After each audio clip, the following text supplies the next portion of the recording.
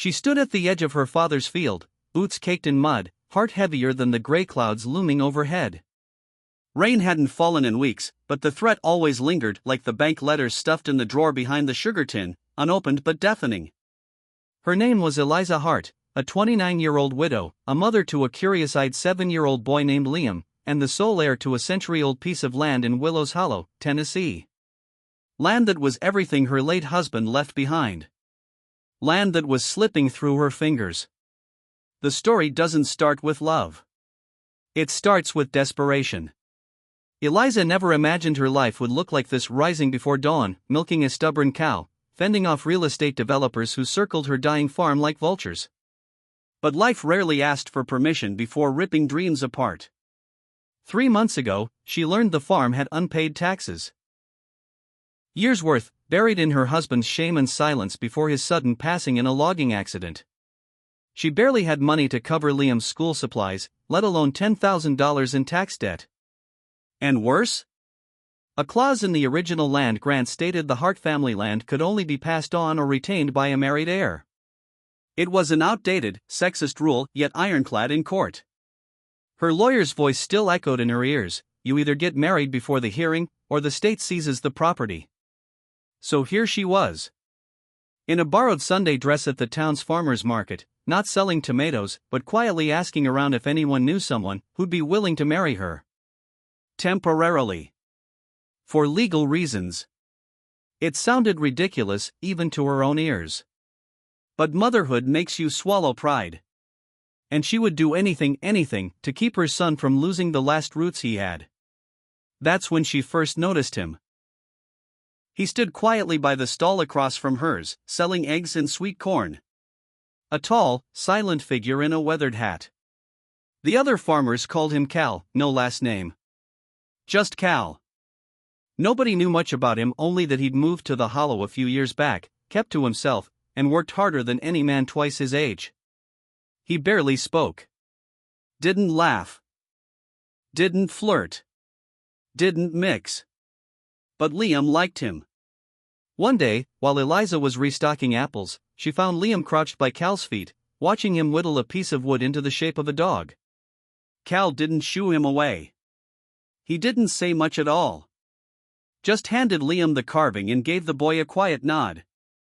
From then on, Liam called him Mr. Cal the Carver. Maybe that was the moment Eliza saw something in him. Not attraction, not even curiosity, but calm. And in her storm-tossed life, that calm looked like a lifeboat. So, after 2 sleepless nights and 100 rewritten speeches, she walked over to his stand with trembling hands and a heart pounding like a freight train. "I need a husband," she said. Cal looked up slowly, his blue-gray eyes unreadable. "Not a real one," she added quickly. "Just for a few months. Just on paper."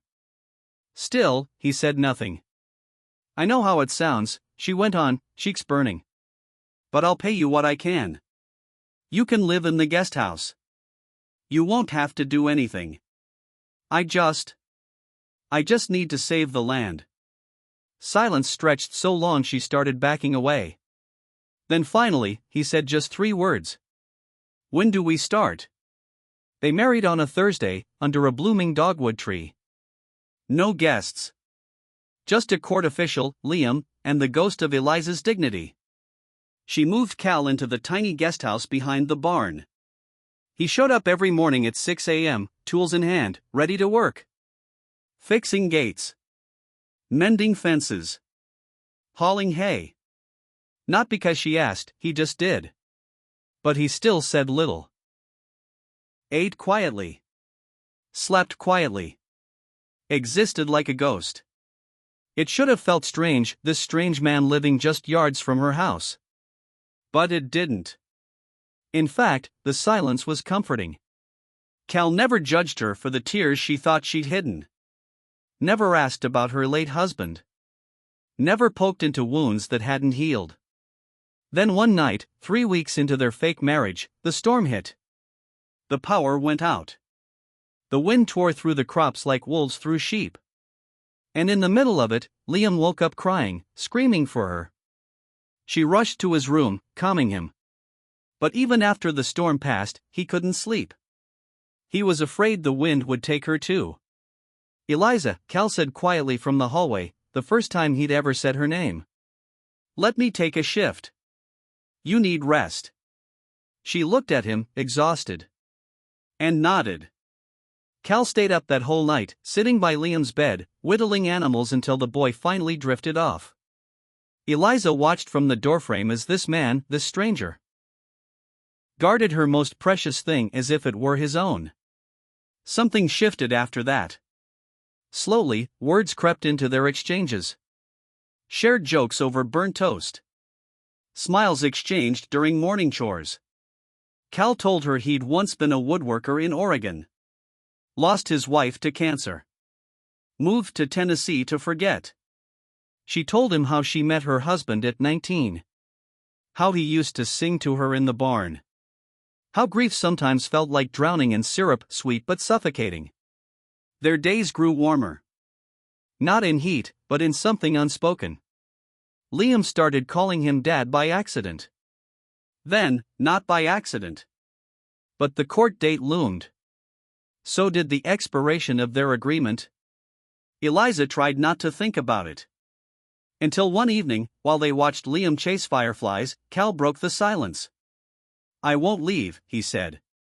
She blinked. "You don't have to stay past the hearing. I'll be fine." "I don't want to leave," he said again, voice lower. "You and Liam, you're home." Tears welled before she could stop them. But it wasn't supposed to be real. "Maybe the best things never are," he said softly. "Until we make them real."